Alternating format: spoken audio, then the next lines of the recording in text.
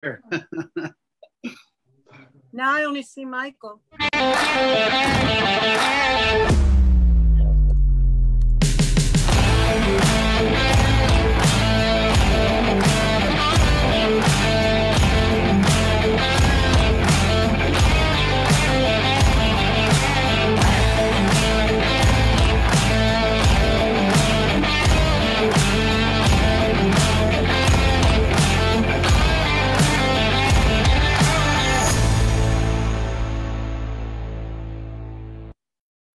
Well, hello everybody and welcome to the WBC Talks.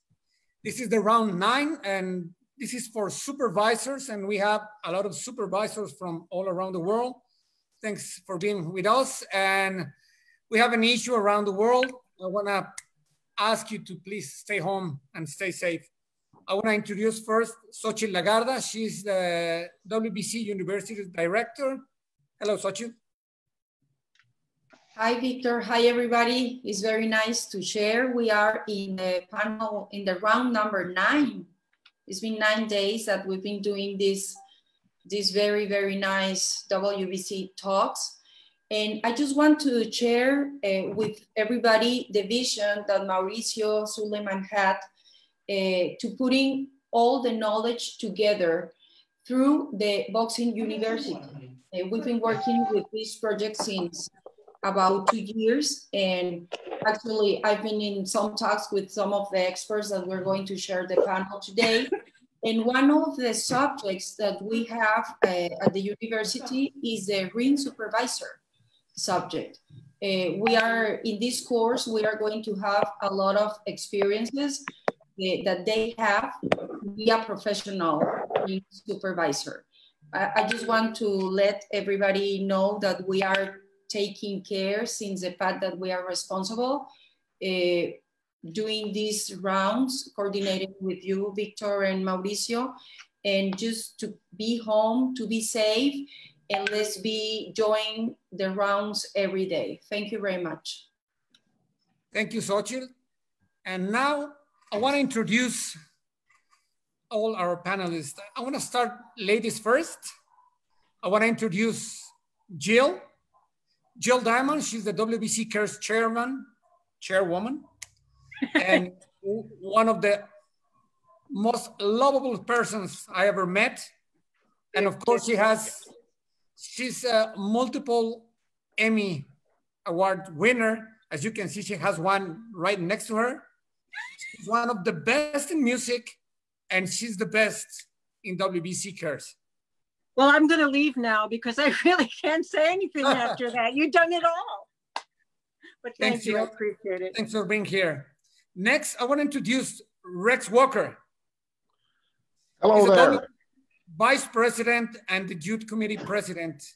And he always said, happy trails. Hello, Rex. How are you? Hello, my friends. I'm sure glad to be part of this group. You're all my friends, have been for many, many years. And there's nothing more than I enjoy than being around the WBC people. Good morning, Rex, Dwayne. I see Dwayne. Rex, where's Misty? She was around. Yeah, Misty would tell it. She'd be right back. Okay. That's the only reason that this thing works, is because Misty knew how to hook it up. I don't know how to do this kind of stuff. I can saddle a horse, but I couldn't do this. Hi. That's Misty Morales. She's also with the Youth Committee. Hi, Missy. Hi, guys. Hope everybody's staying safe. Thanks. Now we have 𝗥𝗢𝗨 Semenishina from Russia. 𝗥𝗢𝗨, she's a WBC International Secretary for the WBC. Welcome, 𝗥𝗢𝗨. Thank you very much. I'm very excited to be part of the panel, and I'm sure that we are going to have a lot of joy and fun today. We can barely hear you. Your volume is too low. Okay, but it's maximum. I'm trying to be more closer to yeah, then get close. Thank you. Is it okay? Yeah, that's good. Okay. And now I see Joanna here, but I think she's just connecting. Joanna, can you hear us? Could you turn on your camera? Well, let's go ahead. We also have Dwayne Ford. He's a NABF president and the WBC International Secretary and it's been around boxing. How long, Dwayne? Like 130 years? That's not fair.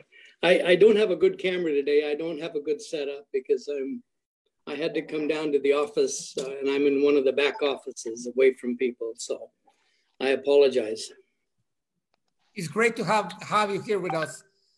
I want to introduce now that Mike Rex. Oh. Just got home from marriage counseling.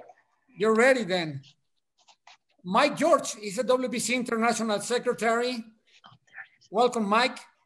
Yes, can anybody hear me? My photo seems frozen, but it's good to see everybody again. It's been quite a while, and actually I'm more excited about this than speaking. Just that we have a visual in a crazy world and everybody looks like they're in great health. Thank you, Mike. And now Mo Noor. Mo is the Champions Committee chairman, and he lives in California and also a great friend. Mo. Thank you, Victor. Hello, everyone. It's great to see everyone doing well, and hopefully everyone's staying home and staying safe.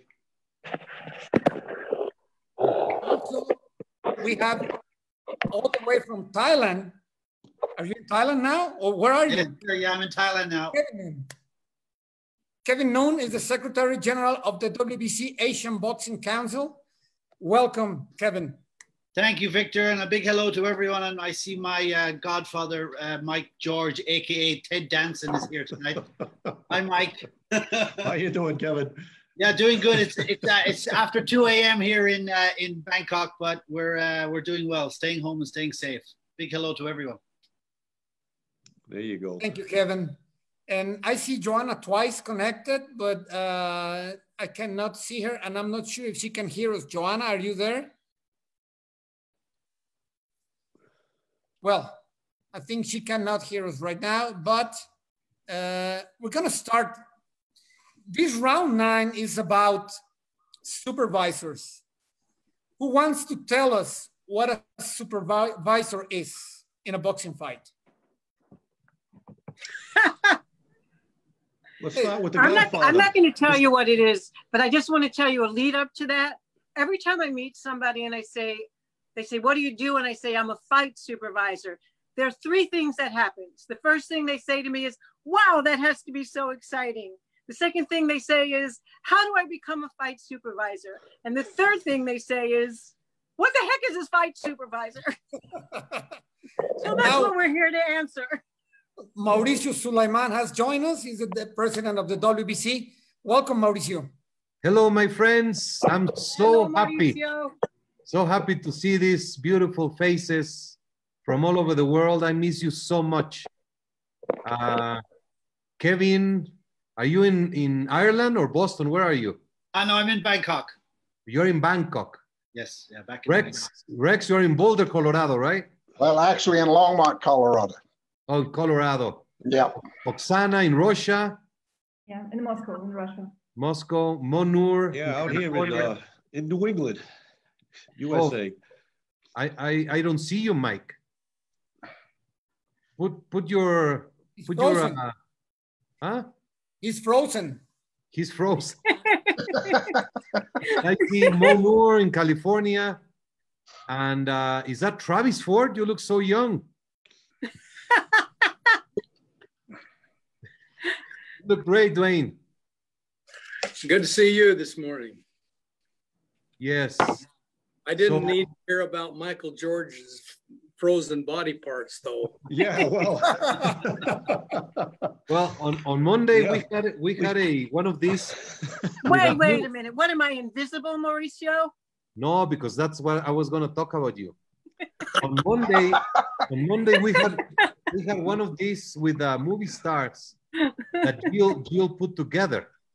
So we're getting my video might be frozen because I'm working off a hotspot versus true internet. So I think I'm throwing out more power than I can accept. So hopefully you guys can hear me. Yeah, can you hear us? Maybe not. Listen, Michael, at your age, a hot spot is something to brag about. Is Joanna? I said hot spot, not hot seat, you know? Okay. Joanna is trying to connect, but she hasn't, we cannot see her and she hasn't answered on audio. Anyway, we were going to start on Monday and we are everybody like this. And then we get the image of Said, a actor from Morocco. And he's in a bathtub, all naked. So it was a fun way to begin the movies in boxing section. I'm going to, please, Jill, please, I'm sorry for interrupting. Please go ahead. You want me to go ahead? Yes, please. Jill, how come you're highlighted in yellow? Because I'm talking. Oh, okay. Is that what happens when you speak? All of a sudden, you know, so highlight? I'm gonna defer the actual what does a fight supervisor do to somebody else. But I want to start it by saying, I mean, are we glorified belt holders? I mean, are we paper pushers? I mean, to me, the WBC respects and honors supervisors because we're a part of the safety and health group. We are there from the assignment through the press conference to the weigh-in to after the fight to make sure everyone gets home safely. We're on the job every moment. It's a very, very serious honor. And it's a privilege. So here with all of you great guys and elite supervisors, the one really great thing is that when you're a supervisor, you're one person on site who gets to go into the dressing rooms, you get to walk the ring, you get to mingle with the promoters, you get to mingle with the boxers, you get one of the best seats in the house. So it's a privilege. And once we determine what a fight supervisor is, let's go for the stories. We've got great stories here. Rex, I know you're gonna just blow us away.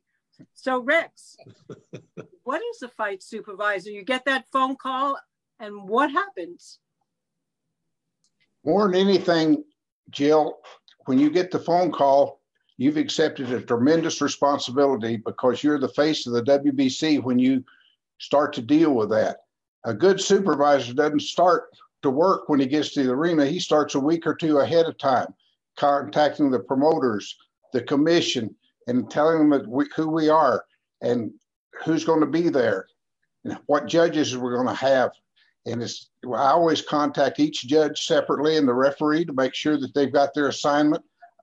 They always have, but I feel better after I talk to them. And one thing I found about being a supervisor, it's a lot easier if you'll start and prepare all your papers and everything before you ever get on the plane to go anywhere and have them with you. And that makes your work a lot easier. And a lot of times, there's a lot of different problems we'll probably all go into later, but being a supervisor to me means that I represent the WBC, and naturally I want to do the best job I possibly can. And Oksana, can you tell us, like, what is that job? Taking from, I mean, you arrive there, you're going to start possibly with the press conference, definitely the weigh-in, and then you're going to move to the fight itself. So what are some of the things that you're going to go through when you get there?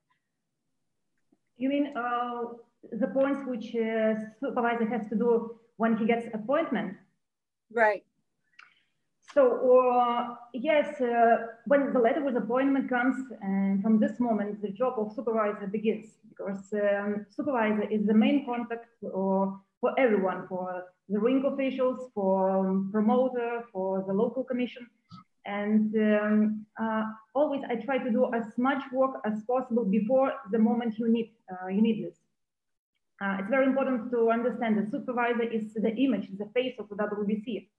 And everyone will be looking at the organization and at the people, the whole organization and ring officials through the face of the WBC supervisor.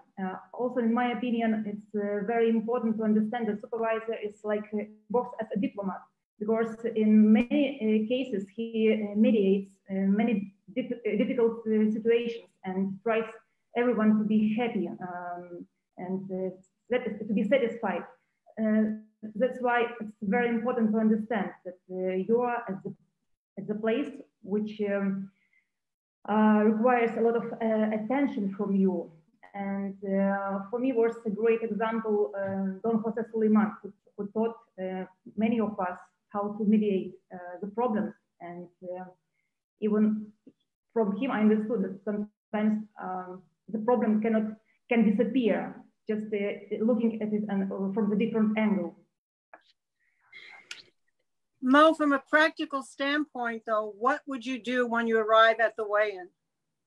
So when I arrive to the weigh-in, it's very important to present yourself to both teams, to the local commission, to the ring doctor, already before the fight. You already have the medicals, because our safety requirements, WBC safety requirements committee already gets all the medicals. So the medicals more or less already done. So before the weigh-in, I present myself to both teams and try to make already a good connection with both teams. And it helps a lot to fill insurance policies, to fill all the documents. And when the weigh-in starts, the supervisor checks together with the local commission the weight. And when this is done, we can go further to the rules meeting and follow the rest of the WBC rules and to choose gloves.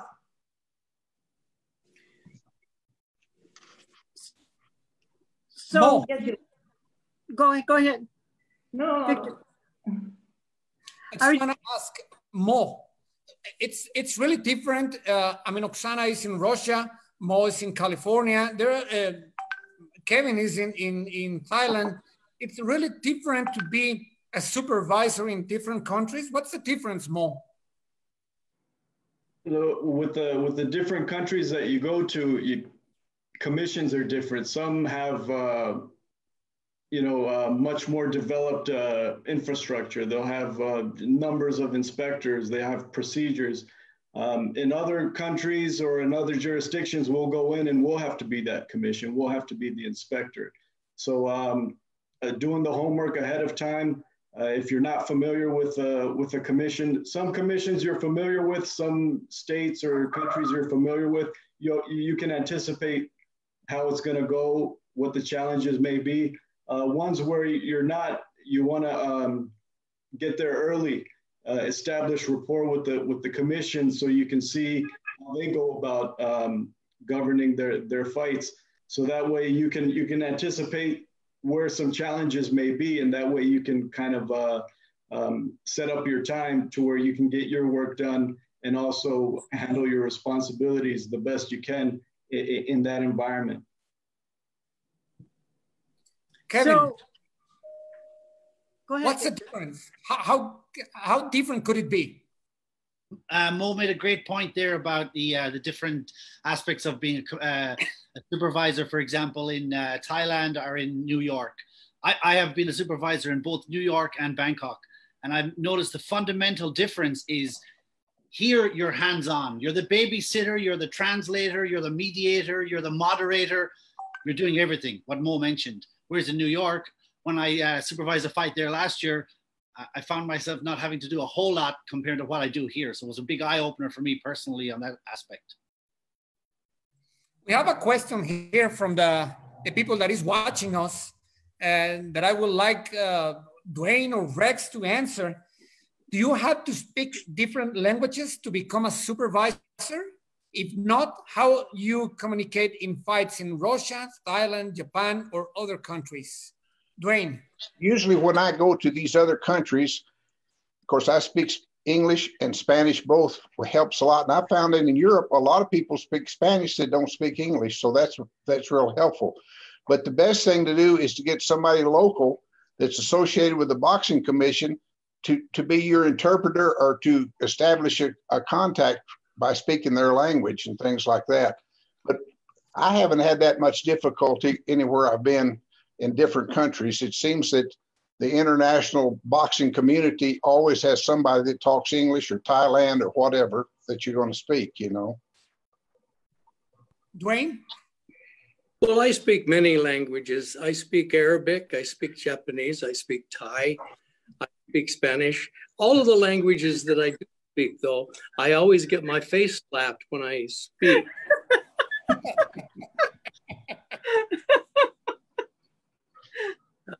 Don't ever ride in an elevator with Dwayne. It's bad. I can give you good directions wherever you are. But I think the main thing, and I think Kevin touched on it, you know, you're a mediator, you're everything.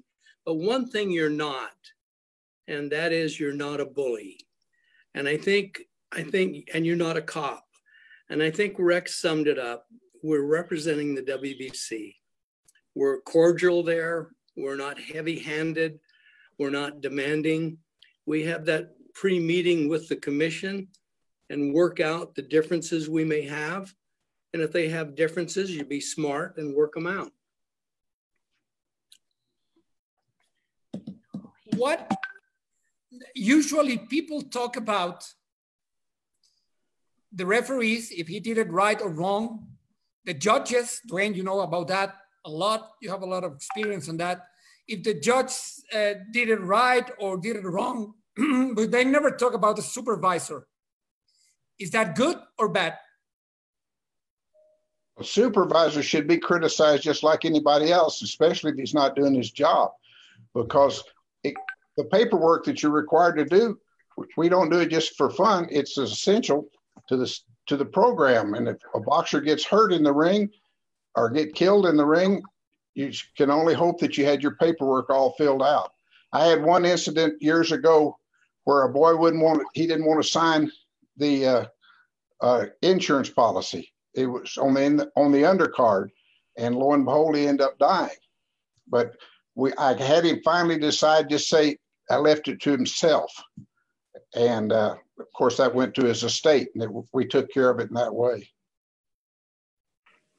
You know, I think a good important point here. There's so many things to do as a supervisor, but one thing you need to really do as soon as you get there is keep track of the officials. You don't want your officials wandering off by themselves. You want to meet with them. You want to give them the agenda. You want to give them the time frame. You want to have a central meeting place.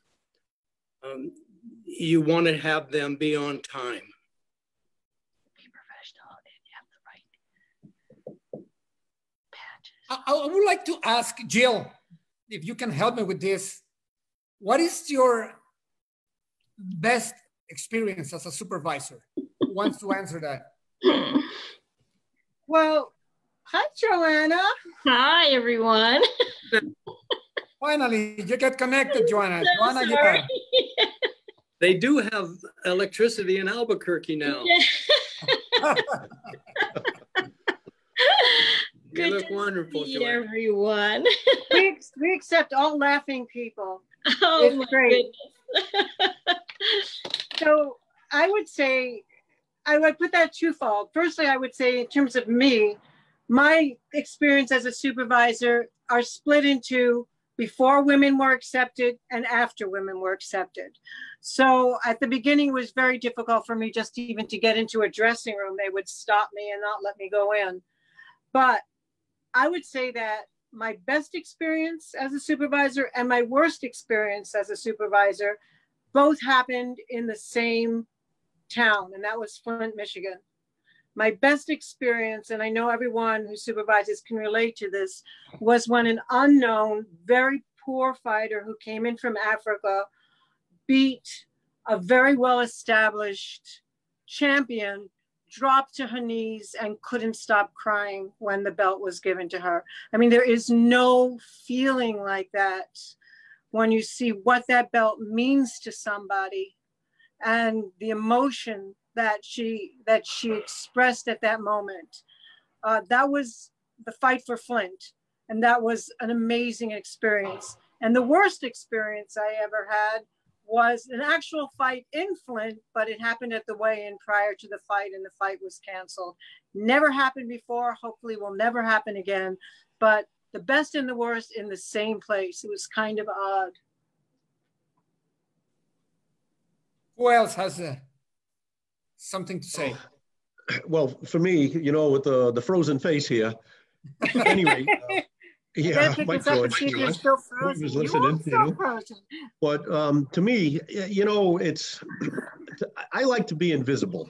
Now, obviously, you know, when you're on the TV and you're never invisible, and everybody thinks I'm on that I supervise every fight, but I tell people they watch a lot of reruns.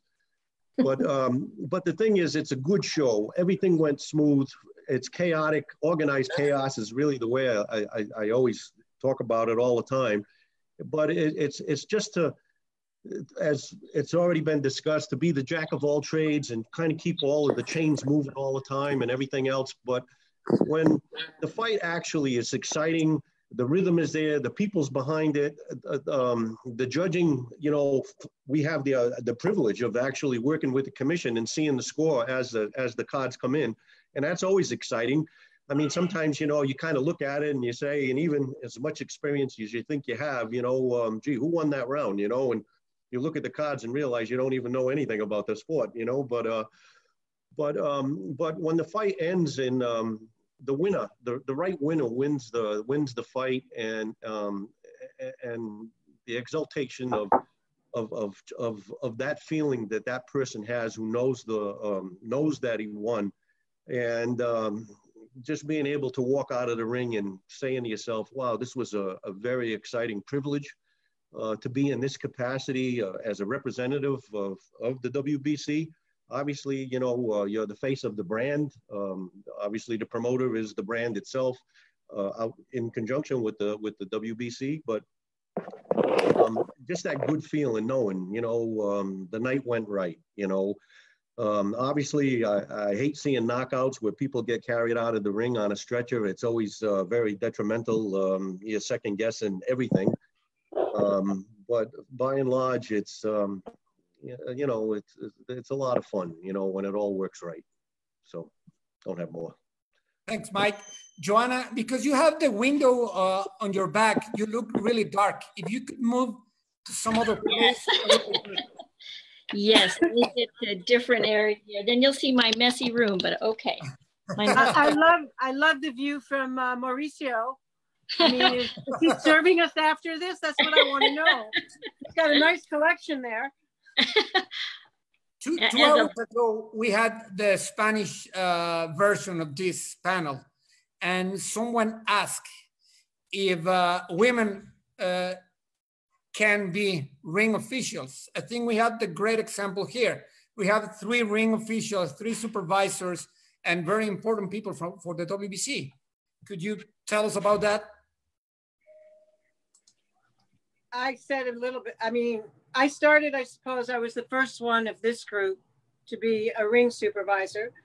It was very intimidating because people didn't acknowledge my ability, you know, my power to like enter a dressing room or whatever. Strangely enough, and this is totally sexist, but I found the more feminine I dressed, the more respect and access I had without having to push and ask twice. It passed in about a year or two. I'm going back to like 2005, 2006, when there weren't very many women as fight supervisors. And now it's absolutely not an issue. It's a non-issue and at all. So if someone could pick it up later in the time frame, that would be great. Do you have any comments, Joanna or Roxana? I'm probably newest at this. Oksana has more experience than I do, but I would say that I haven't had any problems with regards to access of the individuals, you know, the fighters, managers, or anyone really. It's been very positive.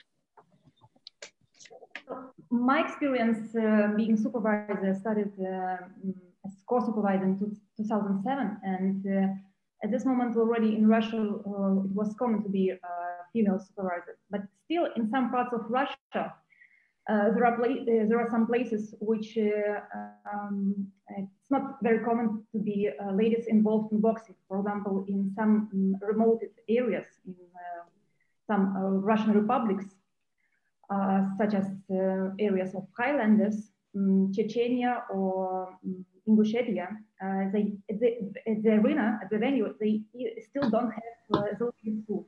So there were no toilets for ladies. So you can understand that it's still not common in these areas, ladies to be involved in boxing. Well, I have a question here from someone watching us. What I understand from the judges panel is that the supervisors are the responsible on point deduction and having ready the final score, judges score. Could you explain that, Dwayne? Well, in some states, it's different. Some states have the judges mark it on their card, which we do with the WBC. However, on the master score sheet, it's the officials or the supervisor's responsibility to mark the master sheet. And the master sheet will then, at the bottom of it, you add up the deductions and deduct it from the score. There are some states that their master sheets are different than the WBCs. However, if you're a supervisor, you will be using the WBC master sheet. And that's one thing that I think that a supervisor needs to really know, is they really need to know the rules. They have the packet, but they really need to read them, study them, and let their mind settle in on some weird situations, and also become very familiar with the scorecard, so that when they sit down, they're comfortable. When that first score comes in, they're comfortable as to where to put it. But again, on the WBC master score sheet, the supervisor will take care of the mathematical portion on the master score sheet. And we have a comment because of that. It is hard to do that, especially in big fights. I cannot imagine myself making some math on ringside. Is it that hard? I mean, you got all your attention watching the timekeeper, the judges, the referee, the doctor. Is it hard to do the math? Who wants to answer that? It's hard for me to do math any day, but it's so simple that if you're familiar with the WBC score sheet, it almost does it for you. All you have to be able to is count to 9 or 10 and just follow the instructions on the score sheet. It's very simple. You know, as a supervisor and as a boxing official, you don't get caught up in all the distractions. We're there as a supervisor, and therefore we need to focus on our responsibilities of the fight. And our responsibility when we get to the arena is A, the rules of the fight, and B, the scoring. Now, I might add, and this might be out of place in this, but I recently learned on a fight that I think there needs to be a communication between the supervisor and the referee. And I learned from this event that occurred in England that there was a weird event that occurred, and I couldn't even find the referee once I got in the ring because it was so much commotion. So after that, I always talk to the referees and I remind them when they're in the ring before the bell rings.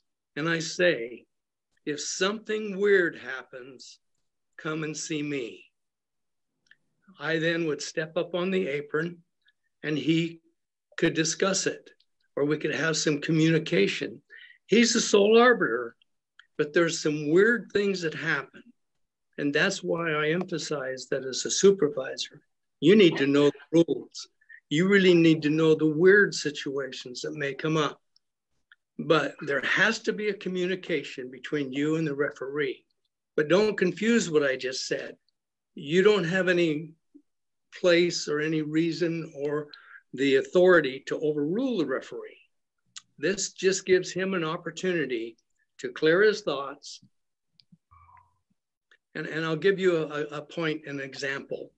On the ear-biting fight of Mike Tyson and Evander Holyfield, Mark Ratner was the commissioner for Nevada. Mills Lane walked over to him and said, I want to disqualify. the fighter. And Mark Ratner replied, "Are you sure you want to do that?" And Mills spun around, walked across the ring and thought about it and came back. And then he took a point, then he took another one. But the point is it gave the referee a moment to think and to clear his focus. So I think it's a good thing that there be some communication in weird situations, that the supervisor has to be focused enough to be able to talk with the referee. What is the weirdest thing that have you ever experienced as a supervisor? I'm gonna give you 1 minute to think about it. And I wanna thank, there's people watching us in the USA, in Mexico, in Thailand, and Brazil at the moment. What is the weirdest thing? Victor, yes? While they think of the anecdote of the weirdest thing and talking about this, I have been discussing with some of the board members, and the WBC is going to try to implement a mandatory meeting with the referee, either at the mid of the fight, at the 6th round, at the end of the 4th or end of the 6th round, to have a mandatory just back and forth comment on anything that could be of importance. The communications between the referee and the supervisor are very important, and even the judges have had conversations with the referees when there are questions. But I like you all to consider this and think about it, so when we can discuss about this possible procedure, which might not be possible in some jurisdictions, but in some countries it will be possible. Good point. Do you have any story you want to say? Rex, do you want to share something? One thing I found that's very helpful when you're scoring, if you'll work with the commission, they always have their paper separate from ours. But a comparison, say in the 4th round and the 8th round, to know that you have the same score that they do, because all of us can make a mistake, and they can make a mistake, or I certainly have made mistakes and they've helped correct that. But it's just you want to be engaged with the local commissioner that's taking the scores for the commission. One thing I find is very good if you can do that. I'm going to start with a funny story, okay? Please. It was my bachelor party trip to Las Vegas, Barrera against Morales. You know, my style of keeping score, especially with the WBC concentration sheet, is actually, you know, when the round comes in and you take the point where the fighter that would lose, I just mark down 1 and I never extend the score. You know, to kind of talk about what Rex said, you know, on the 4 and 8, and obviously a 12-round fight, you just add the total. But I just, like, say, for example, fighter A, fighter B. Fighter A wins the first 4 rounds. Obviously, fighter B would have 1-1-1-1 because obviously he lost each round, which the score at that point would be 40-36. I don't confuse myself with 10-9-9, you know, 10-9, 9-10, 10-9, 9-10. I just kind of put 1-1-1, and when I get to that 4th round, I just write it in. I do the same thing again until we get to the 8th round, because all you're doing is you're counting very simple math, like Dwayne said earlier. You know, if after 8 rounds, one fighter wins 6 rounds, obviously the score will reflect of 6-1 points on the other guy and 2 on the other one. So at that point, you know, after 8 less 6 is 74 and versus 78. Then when I get up to the 10th round, then I just start doing the math. So we're all on the same page with the commission. Many times the commission looks at me and it's like, gee, Mike, it's so simple, but you know what? I like the way you do it, because everybody gets confused sometimes, 10-9, 9-10. And when you get into the 11th round, it's always a nightmare. I'm always challenged on math, but once you get over 100 and now you're trying to figure 9 on top of whatever the number was on 103 or however it works out, I always get confused at that point. But I found it's been very simplistic. Then when I get home, I kind of fill it in. Then when I turn it into the organization, it all makes sense. So it's just kind of like a among us versus, you know, the fans out there that might be watching right now. That's kind of like what I do at times. Thank you, Mike. So I'm in Las Vegas. and take us. And the supervisor for the fight is Rex. That was a technique from Mauricio, by the way. It's Rex Walker, the supervisor for the fight. You know, I'll tell you a story. Mauricio always likes to explain it. Somebody, press mute. I think Michael George's body part has thawed out. Mauricio was telling a story. Okay, I'm sorry. I can't hear for whatever. I can't hear I know. He has a very bad cold, he said. Yeah. Before Mauricio starts the story, I want to protest that I was innocent. It was all his imagination.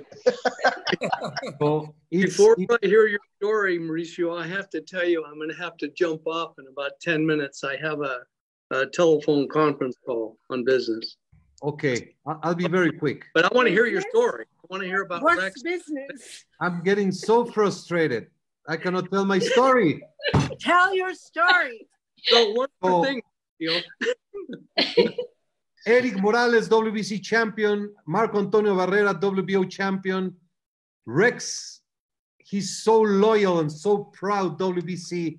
So the fight starts, and I'm sitting right next to Rex, and Barrera is going out very strong.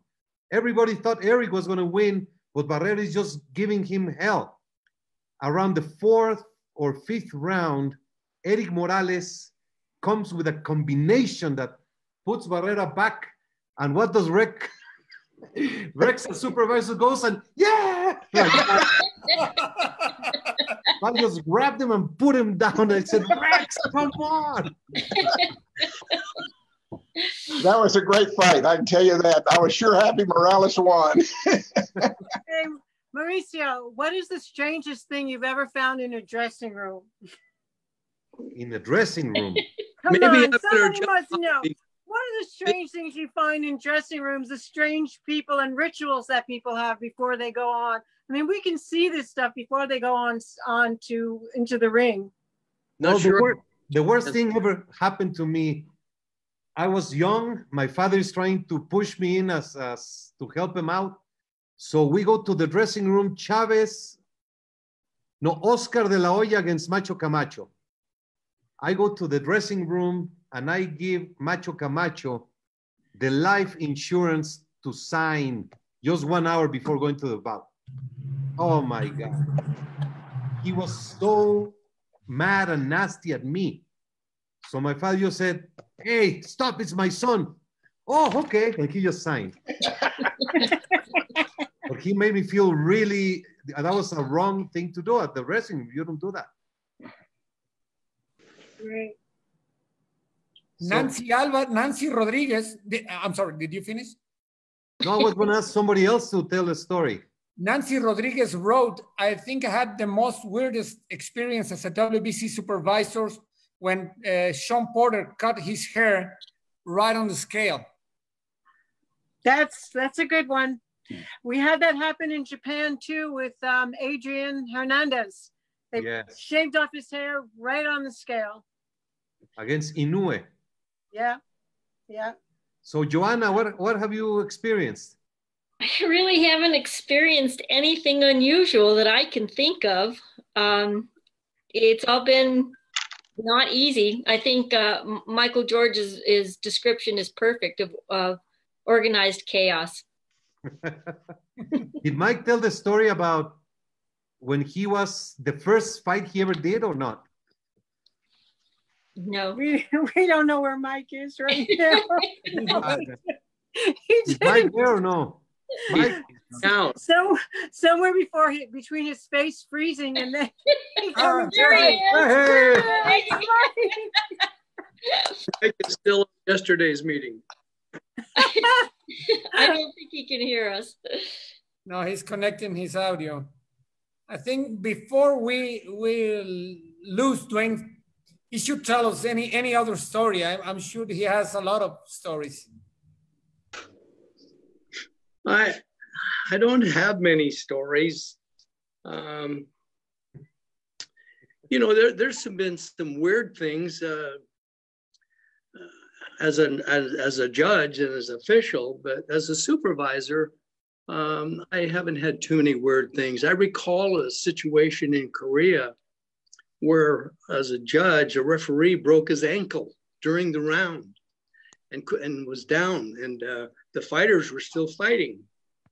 So I jumped in the ring and separated the fighters, and then Malcolm Bruner from Australia ended up refereeing the rest of the fight. But there's been some weird situations. I recall doing a fight when Larry Holmes ripped the total back end of his pants out. and he had to change trunks in the corner of the ring with just towels draped around him. But as a supervisor, I don't have many funny stories. Can I ask you a question, Dwayne? Yes. Where is the strangest place you ever judged or supervised a fight? The oddest venue? I don't know. Probably my living room of my home.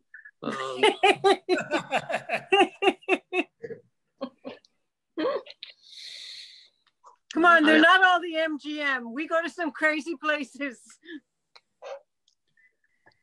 You know, I think it was probably Fallon, Nevada, and it was in the middle of a rodeo arena, dirt. It was in August. It was warm.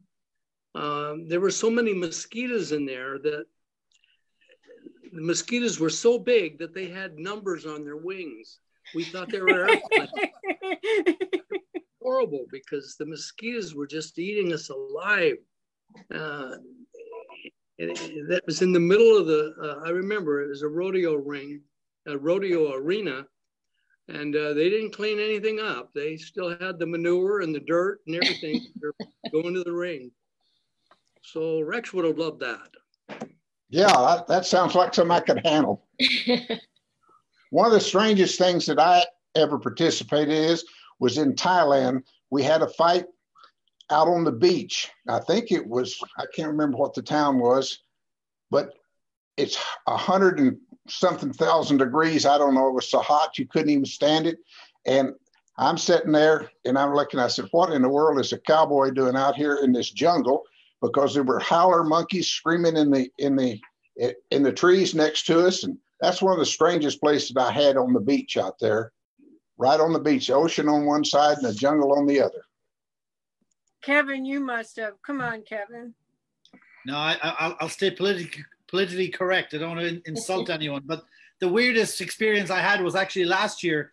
I went to New York to watch the 𝗥𝗡𝗨 fight, and I get a call from Mauricio 2 days before the fight asking me, will I supervise the WBC international title at MGM? And that was kind of a weird experience to happen as for a supervisor, but it was a great experience at the same time. Yeah, Kevin was going as a fan to watch the fight, and he ended up ringside supervising the undercard. So that was a good one. Great. Mike, can you hear us, Mike?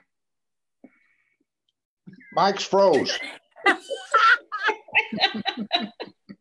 Mike! He's posing. Mike! Mike didn't pay his light bill. His electricity went off. Well, he's watching a movie or something.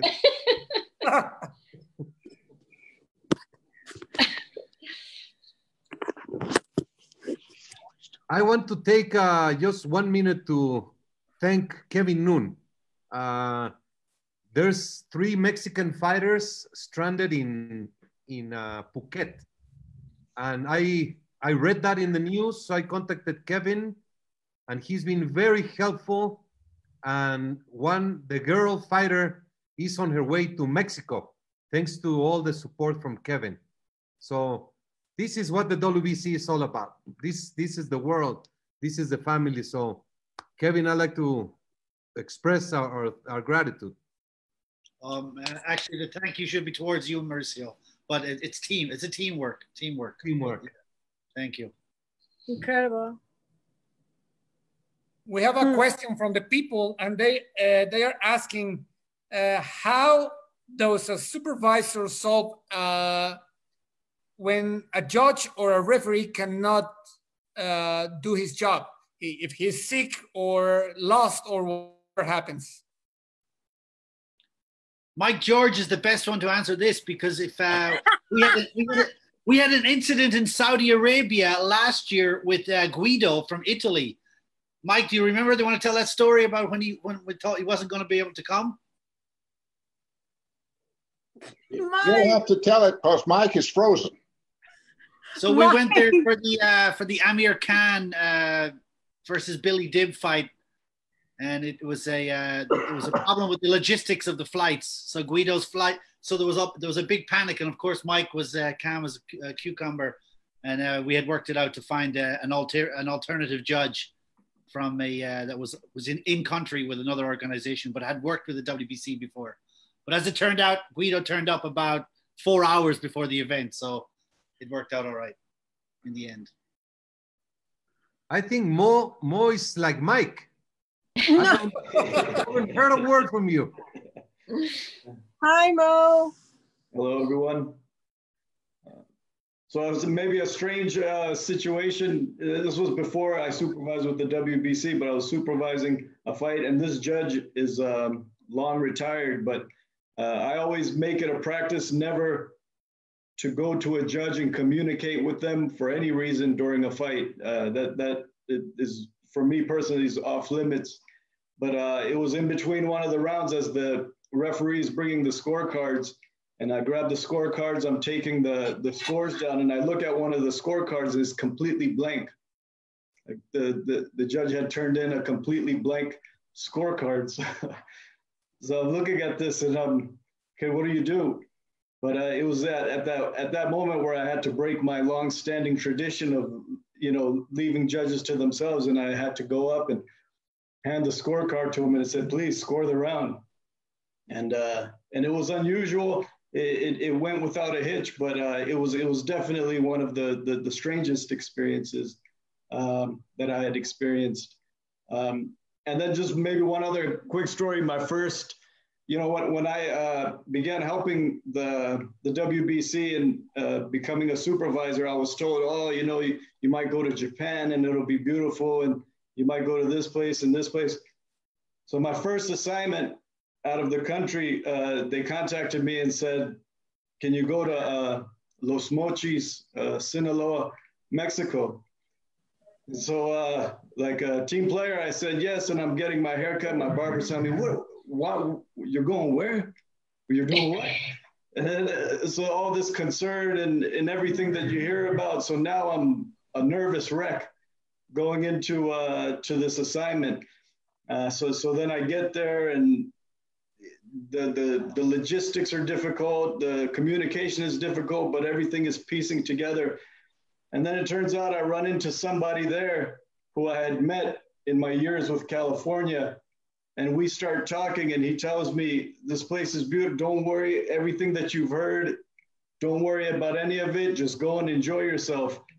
And I ended up walking around the city so much to the point where I got blisters on my feet. And I was blown away with how beautiful the city was, how amazing the people were, the commission, the fighters, and it really opened the door to what the world of boxing is like. It's what you hear and the reality of it. And it was, I couldn't ask for a better introduction to the world of boxing than that one.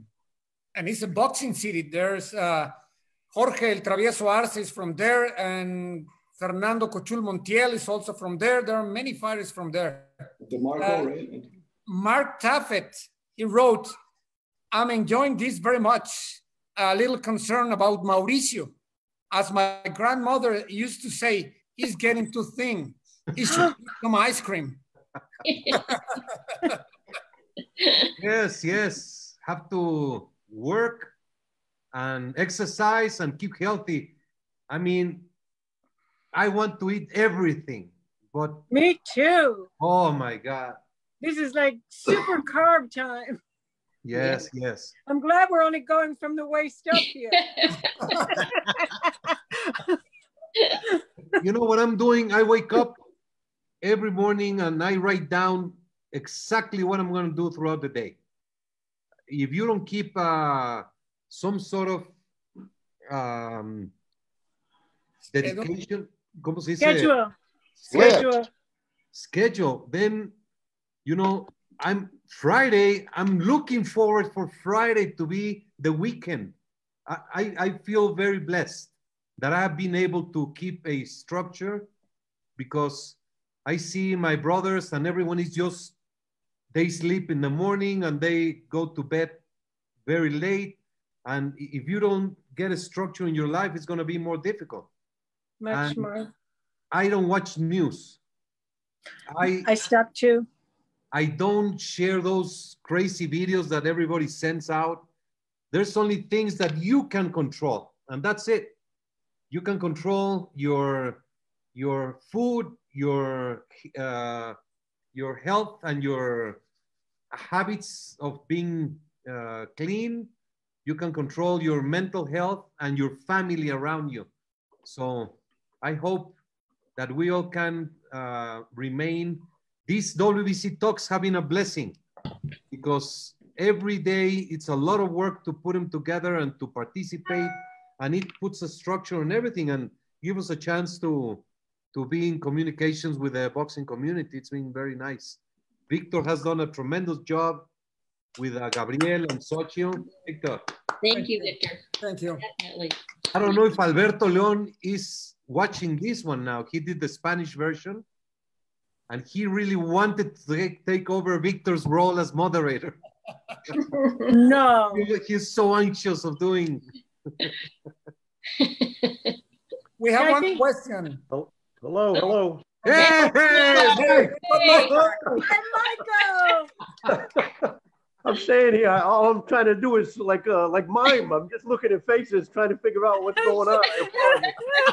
I had to switch over. I apologize. I switched over from my laptop to my phone, and I had some difficulty. But so you didn't hear anything we said about you?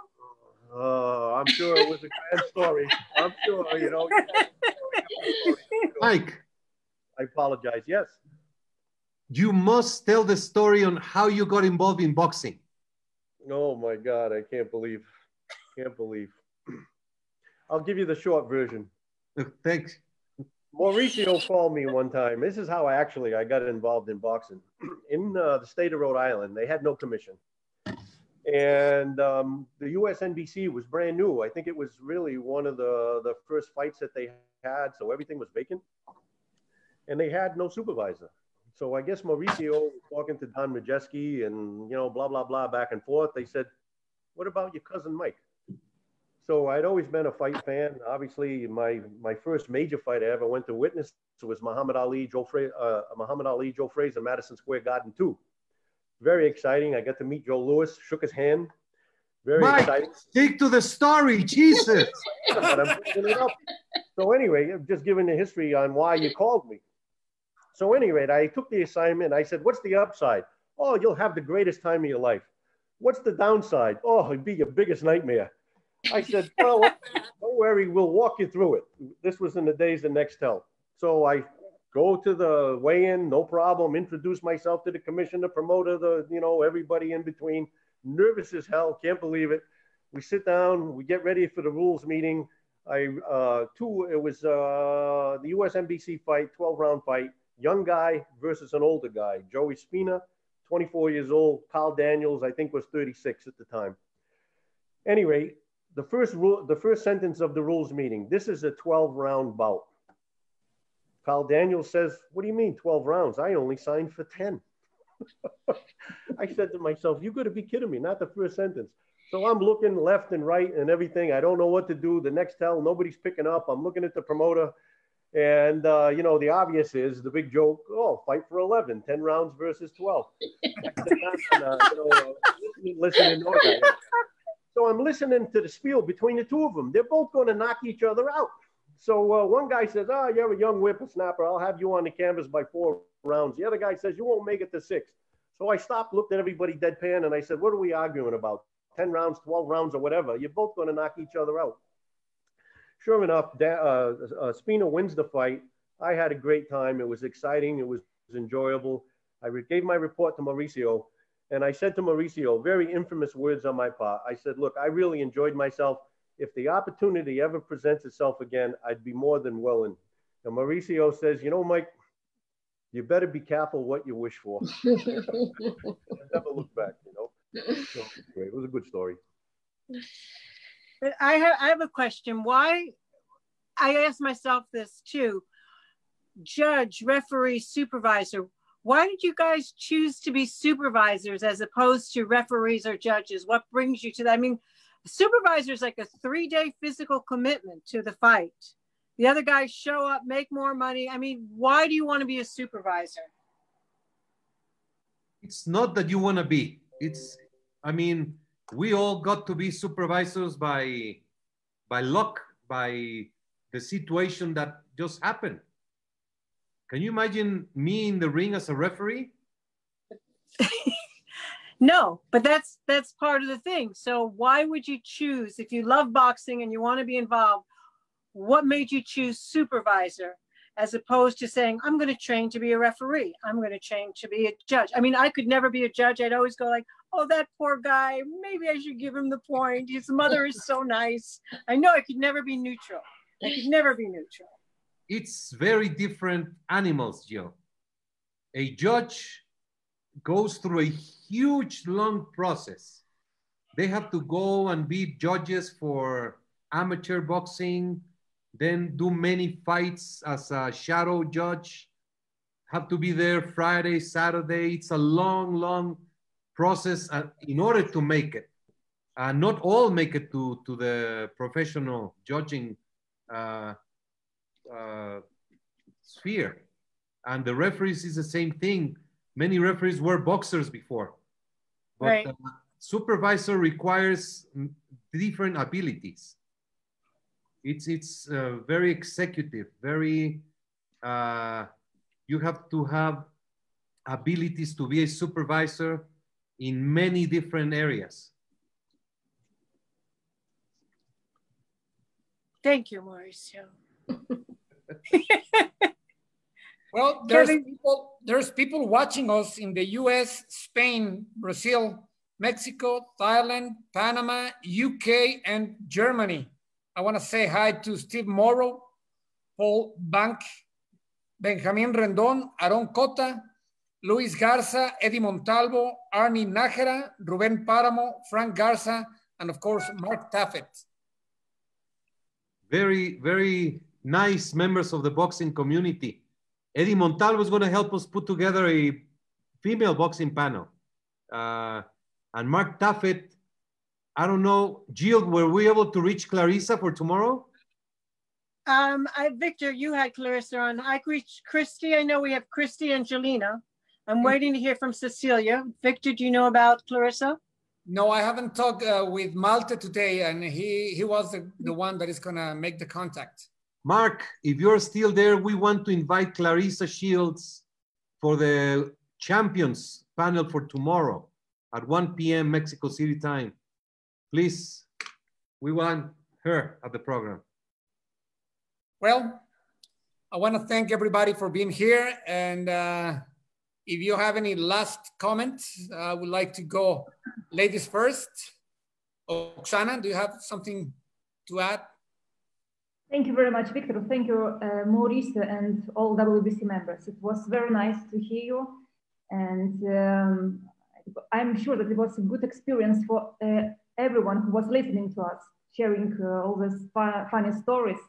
And definitely it helps people to understand how boxing works from inside. Thank you very much. Thank you, Oksana. Joanna?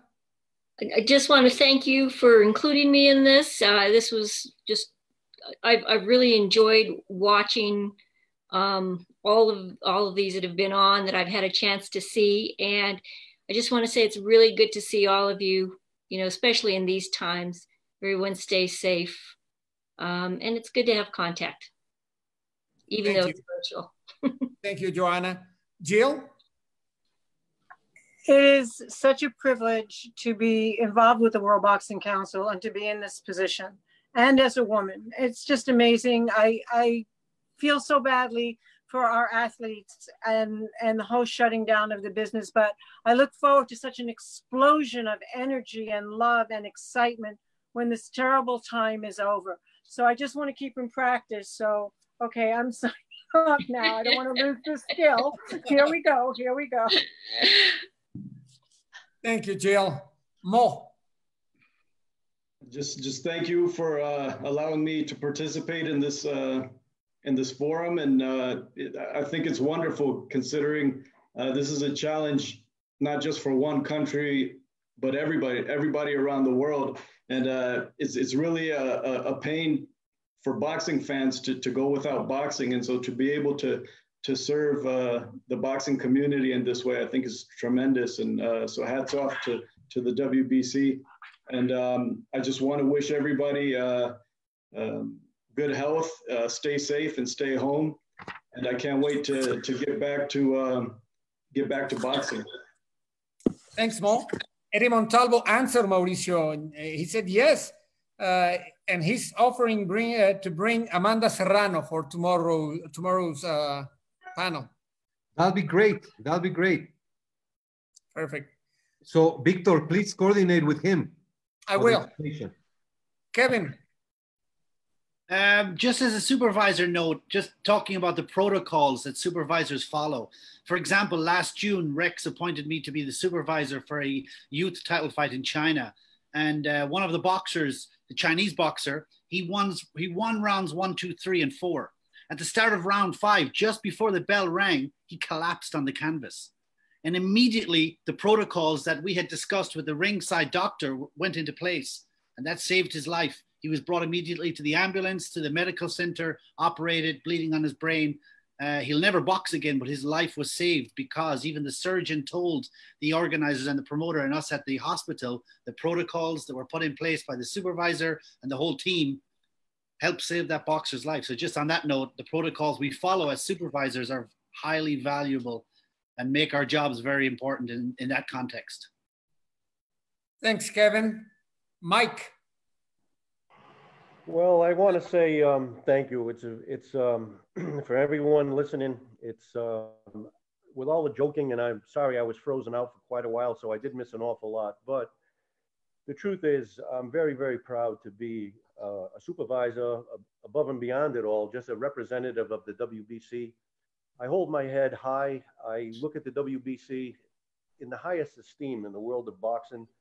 In my travels, it's always been quite an honor the way I've been received as a representative, as the face of the WBC when I'm in presence of these particular bouts.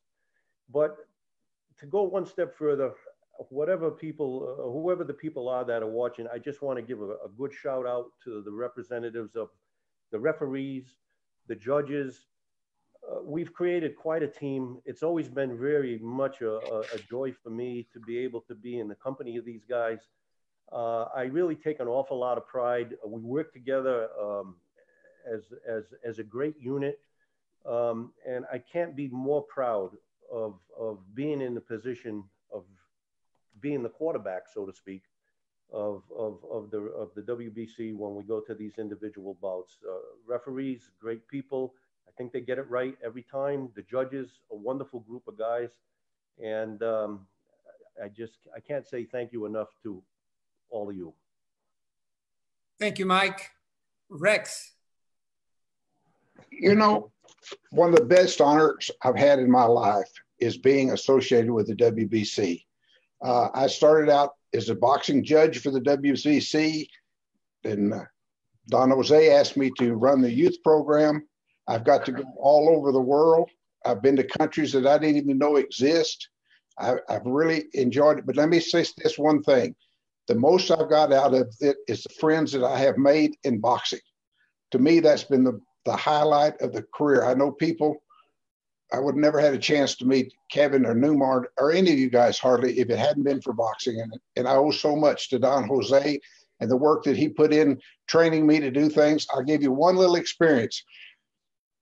One of the very first assignments I had as a supervisor was in Meredith. And I was so lucky that Don Jose was sitting next to me. Goodness gracious, I was so nervous I couldn't even hardly get my pen out and do the scoring. And finally, he saw how confused I was getting. He grabbed the score sheet, said, Rex, let me fix that for you, and then I'll give it back to you. And I said, thank you. But things like that I remember forever, you know, and to have been associated with Don Jose was a great highlight of my life. I remember one time we was in Mexico City, and just he and I watched the Super Bowl together. Unfortunately, our team lost, but we still had a good time together. But I love all of you. You're great friends. Mo, thank you for so much the assistance you've given me. If you never had a chance to work beside Mo, he's the best there is to help you to get anything solved. And Kevin, I've enjoyed you so much. And Mauricio, that's not the truth. I didn't jump that high, did I? With Barrera.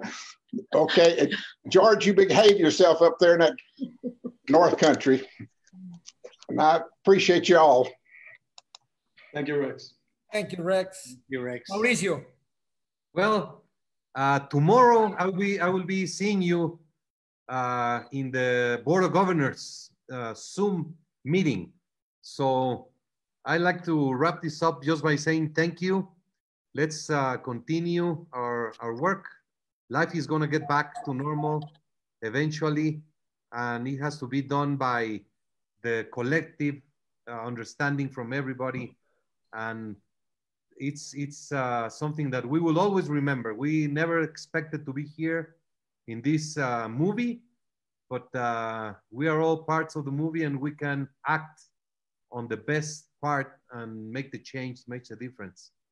𝗧𝗔𝗟𝗡𝗗, thank you so much for the 𝗥𝗢𝗨𝗡𝗗 Boxing University, all your support on this platform. And Victor, as always, thank you for the monitoring of the meeting. Thank you so much. Thank you, Mauricio. Thank you, Mauricio. The kiss was not for Victor. Thanks, Mauricio. 𝗧𝗔𝗟𝗡𝗗, you want to add something? No, just say thank you to everybody. I'm going to be reaching all of the panelists from today so we can finish putting together the ring supervisor proposal for the university. And thank you very much for joining us. Thank you. I just want to thank all of you. It's an honor and a privilege to be working with you, but also to be a friend of you. You're great people, and that's what made WBC great people. Is the WBC family. Thank you very much for all your time and for sharing. Tomorrow we're going to have round 10 in the WBC talks. It's going to be a female champion. Please stick with us. Thank you.